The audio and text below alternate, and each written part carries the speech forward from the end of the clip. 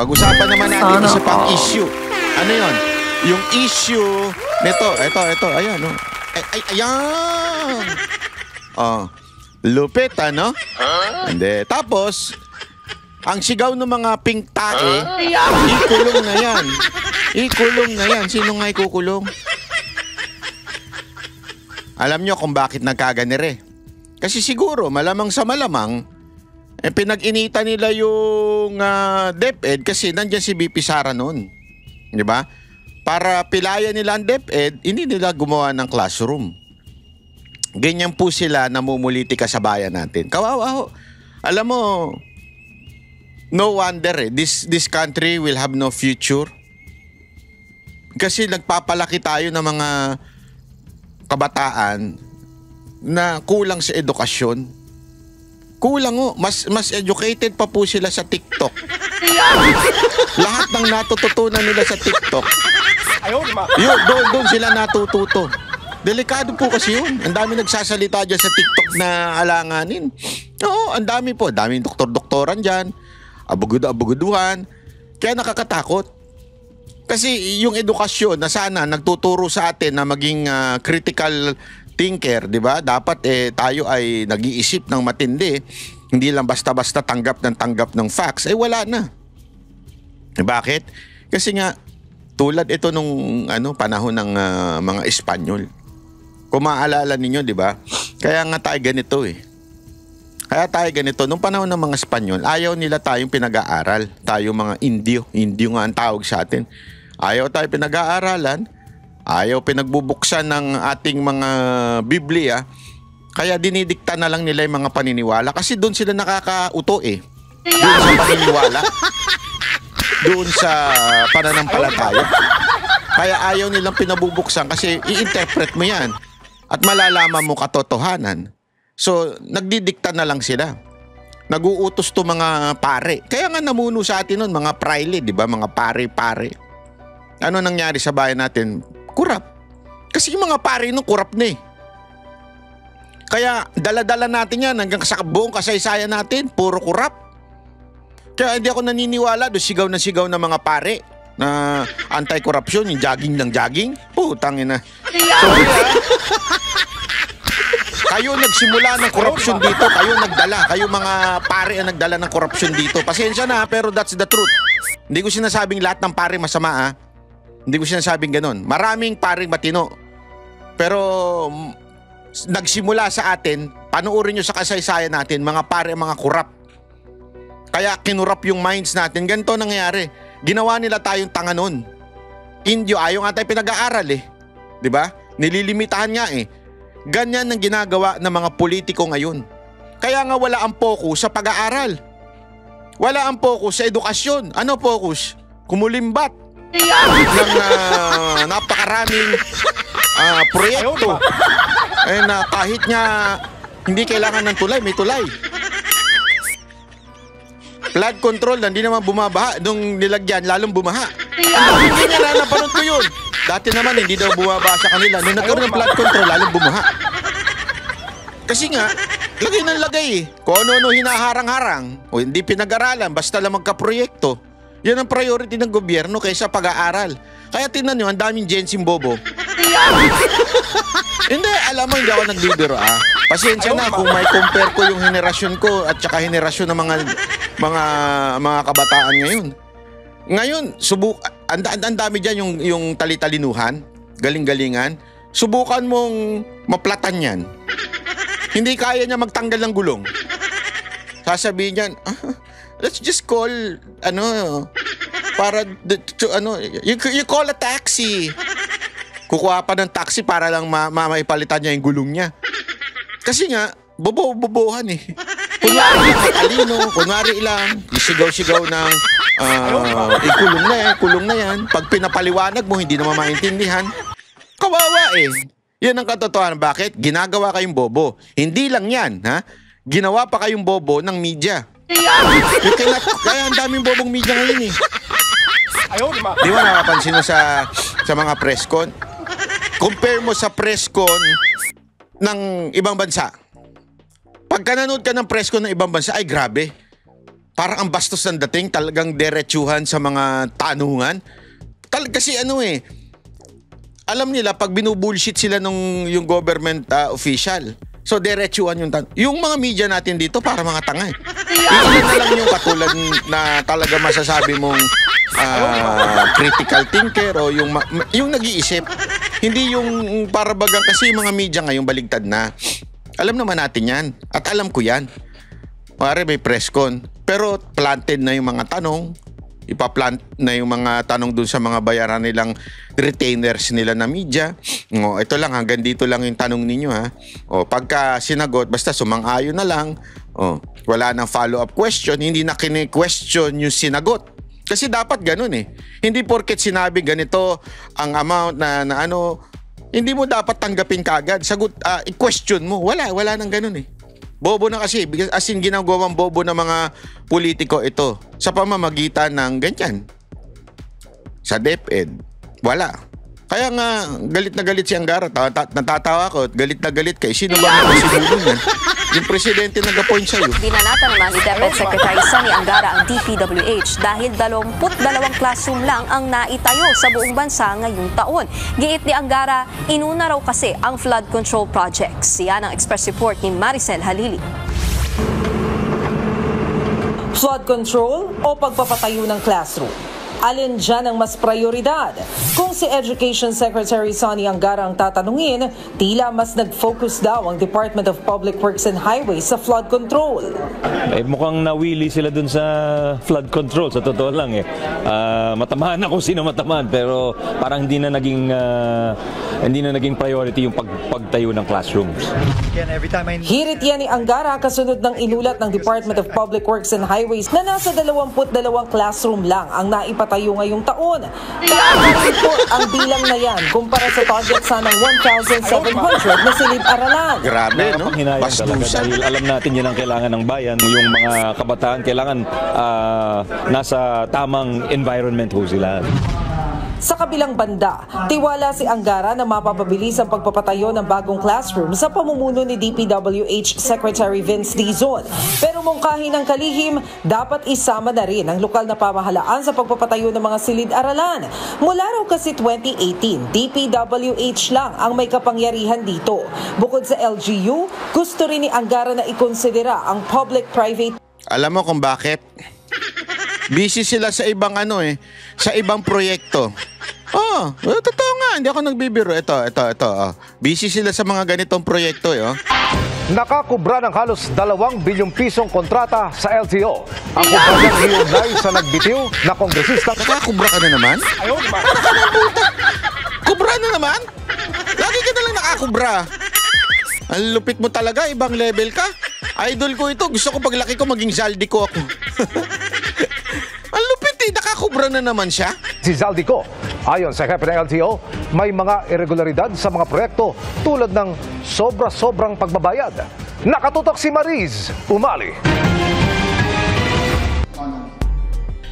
Ang nagbitiw na kongresista at kontrobersyal na dating chairman ng House Appropriations Committee na si Zaldico, lumalabas ngayong hindi lamang nakakuha ng kontrata sa Public Works, Agriculture at Education Departments. Nagkaroon din daw siya ng kontrata sa Land Transportation Office na nagkakahalaga ng halos 2 bilyong piso. Ibinunyag ni LTO Chief Assistant Secretary Marcos Lacanilao, meron umanong irregularidad sa 3 proyekto niko sa ahensya. Grabe, no? Highlighted the deficiency and non-compliance with the contract requirements and specification on non-utilization, underutilization of various components in the facility, and improper computation of the contract results in overpayment amounting to 26,993,332. Nagagalit ang ating Pangulo. Hindi ho birong pera ng gobyerno. Hindi po siya maliit na halaga. At ang mga kontratista raw sa mga proyektong ito. Upon closer investigation, it was further determined that the joint venture contractors of this project were LDLA Marketing and Trading and SunWest Corporation and SunWest Corporation and Development Corporation. Notably, one of the entities, SunWest Construction, has been linked to Ako, Bicol Representative Elizalde Saldico. Naku po, Ito patay po ka yung tayo Central dyan. Command Center na isa sa 3 proyektong finlag ng Commission on Audit. Bakit kanyo finlag? Kasi kung makikita ninyo, bagamat operational naman daw, iilan lamang yung mga equipment dito gaya ng mga desktop, LED screen bukod sa server sa baba. Pero nakakahalaga na raw ito ng mahigit 900 million pesos. Pinaiimbestigahan na ito ngayon ng LTO sa Independent Commission for Infrastructure o ICI at Office of the Ombudsman para masampahan ang kaso at mapanagot ang mga sangkot. Kabilang din sa pinaiimbestigahan ngayon ng LTO ang IT Training Hub at ang Road Safety Interactive Center na may kontratang nagkakahalaga ng tig mahigit 499 million Lupit pesos. talaga nito, Brad. Ayon kay Assistant Secretary Lacanlao, ang mga kontrata ay pinirmahan noong 2021 sa panahon ng dating LTO Chief Assistant Secretary Edgar Galvante at binayaran daw ng buo sa panahon ni Assistant Secretary Vigor Mendoza noong 2023 at 2024. Yes, kasi siya ang pumirma. O ako ang tatanungin. Pangalawa, bakit i-receive itong building na to kung alam po natin na kailangan maimbestigahan? Si Mendoza ay giniit na walang irregularidad sa pagbabayad ng LTO sa mga proyekto. So, nung tinapos ng kontratista yung project, meron naman tayong mga technical working groups who check yung compliances.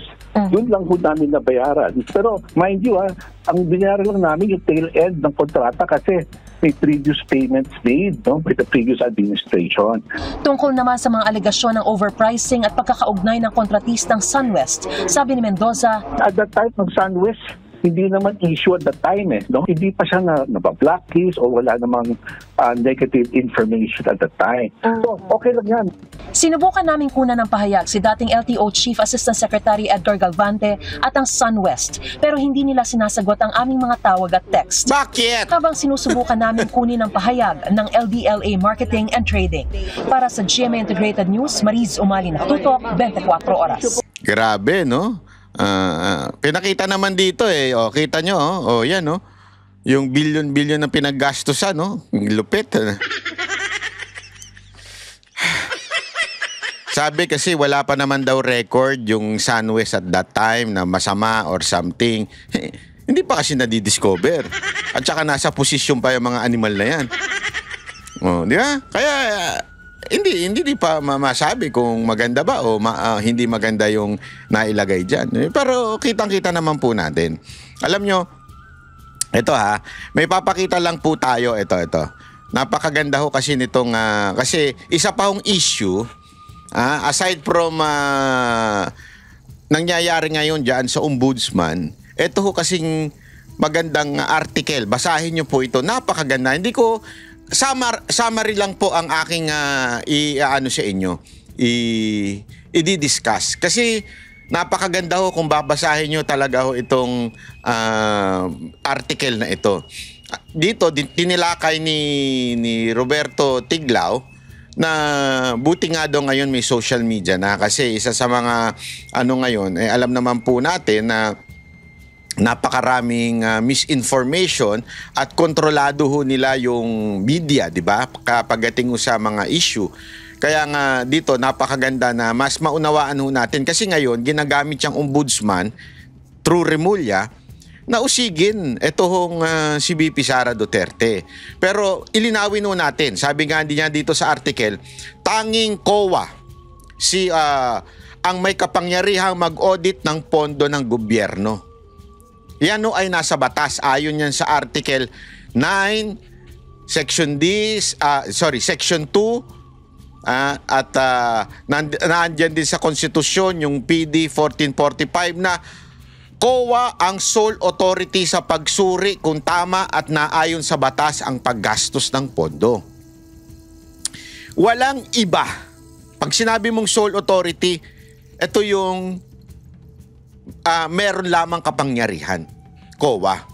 At ang papel ng ombudsman, umasa ito sa mga audit findings ng COA bilang pangunahing ebidensya.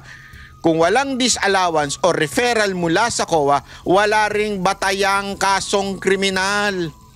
Tanging kung may intent to commit corruption na nakita ng COA, saka ito i-refer sa ombudsman. Ibig sabihin, hindi po pala pwedeng ombudsman ang magsimula nito. Dapat to COA. Yan o importante. Sandali. Akala ko ba merong notice of disallowance nung panahon ni VP Sara Duterte. Na ayon sa artikulo, noong Agosto 2024, naglabas ang COA ng Notice of Disallowance 2024-002-100 para sa 73.2 million ng 125 million confidential funds. O, linawin natin mali yung impormasyon na 125 million ang notice of disallowance. Only 73.2 ang notice of disallowance. Dahilan. Ano daw ba ang dahilan ng notice of disallowance? Kulang sa detalye ang ilang acknowledgement receipt, walang pangalan, pirma o petsa. Saan? Sa reward at sa safe house rental. Ibig sabihin, hindi ito nangangahulugang nakaw o abuso, kundi technical documentation issue lamang. Siyempre, to protect the names of the reward. Kasi meron yan sa PDEA, naka-attend kami niyan dati. Kaya nga meron din sila, di ba, na mga confidential intelligence funds. Yung mga tumanggap ng reward money, nakamaskara. Kasi sila daw yung nagbigay ng information. And nobody is questioning that. Milyon-milyon yun And parang ceremony yun Sabi ko nga, sana pala nagdala ko ng mask. Tapos bigla na lang akong umakyat doon. Diba? No one can confirm kung yung binibigyan ba ng PDEA tama o mali. And they will not siyempre na expose yung kanilang binigyan ng reward. Lalong-lalo na yung sa safe house. And that's what VP Sara did. Hindi niya po binigay yung pangalan ng safe house o sino yung nirewardan. Naturalmente. Tapos, nandito rin 51 million ang na-audit at probado ng COA. Ibig sabihin, hindi lahat ng pondo ay questionable. Wala ring indikasyon na personal gain o misuse. Kaya nga, nakakuha ang OBP ng malinis unmodified audit opinion para sa 2022-2023. Indikasyon na maayos at transparent ang accounting records. Yan po ay binigay ng COA. Clean audit. Unmodified. Ang meron lang yung isang disallowance lang ang naiulat, wala na ibang pending disallowance. Bakit? Dahil nga po doon sa hindi pwedeng i-reveal. Ngayon, sabi nga dito, COA Joint Circular 2015-01 para sa confidential and intelligence funds, hindi kinakailangan detalyado ang resibo, coded o redacted ang mga pangalan para sa seguridad. Kaya normal na kulang ang dokumentasyon. Normal po yun. Kaya nga etong mga nagbibintang, katarantaduhan po. Ito ang matindi dito. Walang COA referral. Ibig sabihin, dapat walang kaso sa ombudsman. Ang issue ay accounting matter, hindi graft case. COA's clean audit at walang finding ng corruption ang pinakamalakas na ebidensya na legal at tama ang paggastos na pondo. Ang konklusyon, ang 125 issue ay pinalaki sa media at ginamit sa politika. Particular na ako, eto dagdag ko na lang to. Particular na si Martin Romualdez.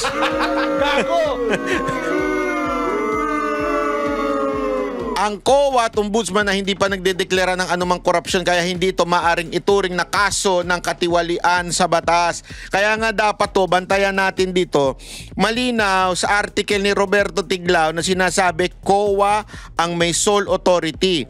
Kung sinabi ng COA, oy, merong questionable at kaduda-dudang corruption o maaaring probable cause of corruption dito sa issue na to, yan, pwede sigurong gumalaw na ang ombudsman. Hindi ho pinagagalaw ang ombudsman nang wala namang COA report na masama.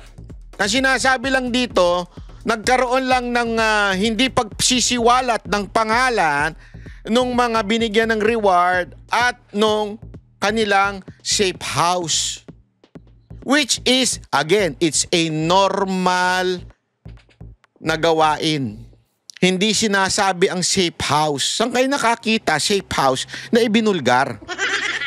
Remember, every document that is presented to COA can be seen by the public, can be exposed. So bakit mo isasabihin dyan? Bakit mo isasabihin na, ito, dito namin itinira sa kondo na ito, o dito namin tinira sa bahay bakasyunan dito. Saan ka nakakita ng ganun? O sino yung binigyan ng reward? Si Juan de la Cruz, si June de la Cruz, at saka si Ray de la Cruz. Saan nakatira ngayon sa ganito? May tarantado ba kayo? So pinalaki lang ho ito ng media. At ngayon, mukhang yan ang pupuntiryahin ng ombudsman kahit wala pong masamang report mula sa COA. Naku po. Kakaiba talaga itong gobyerno natin, ano? Kaya bantayan po natin itong si Remulla dahil yan na po ang kanilang last bet. Actually, 'di ba sabi nga ni Amy, 'di ba? Yung PI, tapos yung impeachment, pareho mga hindi nagtagumpay. Tapos eto ngayon, etong ombudsman.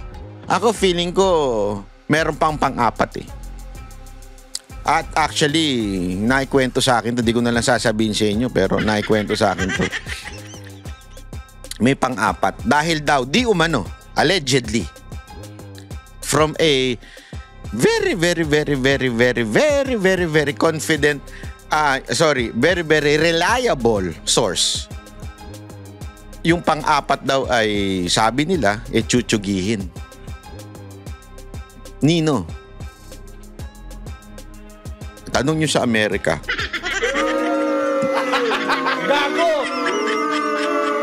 Kasi, alam nyo, this is a geopolitics issue. Maniwala ko kayo sa akin o hindi. Pero yan ho talaga. Ang kwento ho talaga dyan. Yayariin siya dahil ayaw nilang maging presidente si VP Sara Duterte dahil the geopolitics would change. Diba? It will change. Kasi ngayon, uto-uto itong presidente natin eh.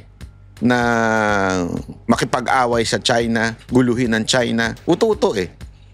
Again, I'm not for China. That's not my point here. Ang point ko dito, every sigalot or every conflict sa ibang bansa ay dapat to as much as possible, diplomatic in all countries. All, not just China. Diplomatic. Hindi dapat ina-adjit. Hindi dapat ganun. Kaya nga ang ganda noon eh. Kasi tinan nyo, noon wala namang bombahan, wala namang ganyan. Yung mga magsasaka natin, nakakaano ng maayos. Ngayon, hindi na, wala na, magulo na. Bakit? Dahil sa pag-a-adjit nitong mga tuta ng Amerika sa na-official natin. Kilala nyo na yan, di ba? Tralala. Di ba? Tuta ng Amerika. Kaya ayan, hindi tayo makaano ng malaya dahil nga sa ganyan. Pag nawala si Marcos, ang hinala nila kay VP Sara Duterte, magiging diplomatic siya sa lahat. Kasi paulit-ulit naman niya sinasabi yan eh. Magiging friends to all tayo, diplomatic tayo dapat. Hindi ko nga alam ba tayo gusto natin makipaggulo eh. O akala mo naman may poprotekta sa atin pag tayo ginulo. Bobo kasi yung nakaupo presidente natin eh. Sorry, totoo naman eh. Akala niya, hindi niya aralin yung ibang mga bansa na nagdepende sa Amerika at nung nagkagera, nga. Di ba? Pag-aralan niya yan. Hindi niya pinag-aaralan eh. Ewan ko kung ginagawa niyang ano na yan.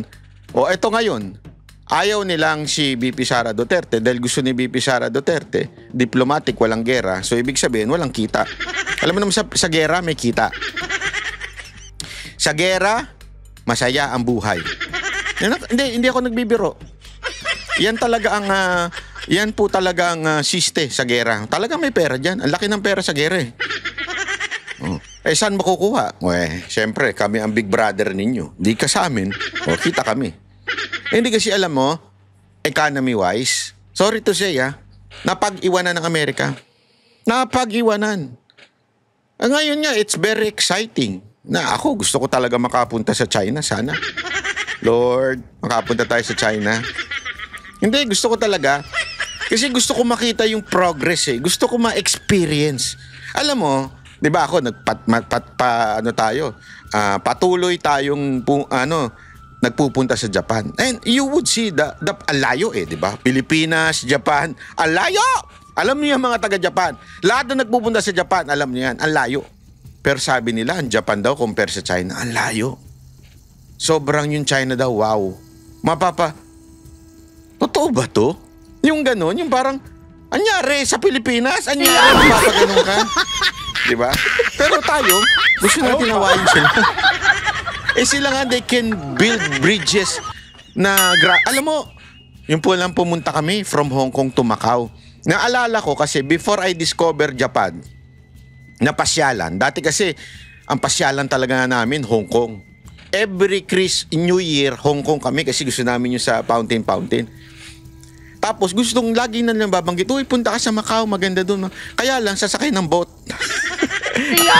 Dati. Ayoko eh. Ako talaga medyo ako sa boat kasi nagkaroon ako ng trauma nung aking youth. Dati sumakay kami ng, ayoko na lang kung saan sabihin yun. Pero talagang grabe na nahilo ko, nasuka ko. Kaya na-trauma ako nun sa boat. Kaya nun ayokong pumunta sa Macau. Nung huli namin punta kasama ang buong SMNI, salamat Pastor, dinala kami sa Macau. Grabe yung bridge nila, oh. Alam mo yun, parang, paano nangyari to? Himala. Alam mo yun, parang nangyari na tinawid nyo sa dagat na alayo nung dagat. Isang oras mahigit, bridge. Papunta doon. Sabi ko nga, eto, minsan nagbibiro-biro ako. Sa loob-loob po, nangangarap ako na ang EDSA sana magkaroon ng Skyway. Kasi nakakatuwa yung Skyway, di ba? From Balintawak, going to South Expressway, di ba? Yung ganun, ang layo, ang lupit, di ba? Sabi mo, ganda naman ito. Okay to, panalo to. Tandaan nyo kay Pangulong Duterte yan. Diba? Ganun ganun kalayo. Talaga lusot ka sa Maynila. Panalo, papuntang Quirino, lahat nandun na. Sabi ko, ang ganda siguro kung meron sa EDSA, no? Binibiro-biro ko yung mga kaibigan ko. Kaya sabi nila, saan mo padadaanin yan? Kasi nandun na yung MRT, di ba? Nandun na yung, paano saan padaan? Pero isipin mo kung meron mula sa Pasay, papuntang EDSA, papuntang hanggang dun sa SM North. Yeah? Imaginein mo, merong Skyway papunta doon. No, hanggang Balintawak na, mas maganda. Imaginein mo, ang bilis na sana ng takbo natin. Wala na yung mga kamote kasi Skyway. Di ba? Yung mabilisan na lang talaga ang takbuhan. Ang saya nun, di ba? Isipin mo yun. Sabi ko nga, Himalayan. Sabi ng mga kaibigan ko din, Himalayan. Saan mo padadaanin yan? Sa mga gusali. Di ba? Marami tayong Pero, mga kaibigan, sa China kaya yun. Meron nga sa China, bumubutas ng gusali. Nasa yung papasok sa gusali, tapos yung bridge, yung building nandun. Di ba? May isipin mo, tsaka ganun-ganun yung, pag tiningnan mo yung kanilang highway, yung mga bridge nila, para kang nasa pelikula. Alam mo yung nasa pelikula na mga Robocop, mga ganun? Ganun. And they did it for how many years lang? You know why? Because of no corruption. Tayo, anong pinoproblema natin? Live stream. Puta, shit. Hanggang ngayon, kaya tuloy pinagtatawanan na tayo. Tapos na lahat na magte-testify, lahat na ng investigasyon, tapos na, tsaka nyo ila-live stream. Tapos, sunog na ang lahat ng pagkukuhanan ng, siguro, hindi naman lahat, mostly, documents ng about sa mga substandard materials. Wala na. Ang talaga patay ng kabayo, mali, tama. Patay ng kabayo, aanin mo pa ang damo kung patay na ang kabayo. Aanin mo pa ang manok kung patay na ang buhaya.